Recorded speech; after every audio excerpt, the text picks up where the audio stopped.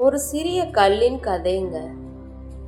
ஒரு பள்ளத்தாக்குல ஒரு கல் நினைக்குது, யாராலும் நான் கண்டு கொள்ளாதபடிக்கு எல்லாரும் என்னை மிதிக்கிறபடிக்கு என் வாழ்க்கை இருக்கிறது. யாருமே என்னை கண்டுக்கல, என்னை மதிக்கல, என்னை பார்க்கல என்று அந்த கல் ரொம்ப வேதனையோடு இருக்குதுங்க. அந்த நேரத்தில் ஒரு சிறுவன் அந்த ஆற்றங்கரைக்கு வருகிறான். அநேக கற்களை அவன் பார்க்கிறான், செலக்ட் பண்றான், ஏதாவது ஒரு கற்களை இருக்கலாம் என்று. அப்ப அந்த கல் நினைத்தது, என்னை செலக்ட் பண்ணா நல்லா இருக்குமே என்று. அதேபடியாக அந்த சிறுவன் அந்த கல்லை எடுக்கிறான். அந்த சிறுவன் பெயர் தாவீது. அந்த கல்லை எடுத்து கையில் எடுத்து கொள்கிறான். உடனே அந்த கல்லுக்கு ரொம்ப சந்தோஷமாயிடுச்சு. நான் யாருக்கும் உதவாதவன் என்று நினைத்தேன், ஆனா இந்த சிறுவன் கையிலே நான் எடுத்து கொள்ளப்பட்டேன் என்று. அந்த நேரம் பார்த்து ஒரு பெரிய சத்தம்.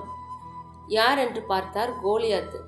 ராட்சசனை போல உருவம், அநேக ஆயுதங்களோடு நிற்கிறான், போருக்கு தயாராகி கொண்டிருக்கிறான்.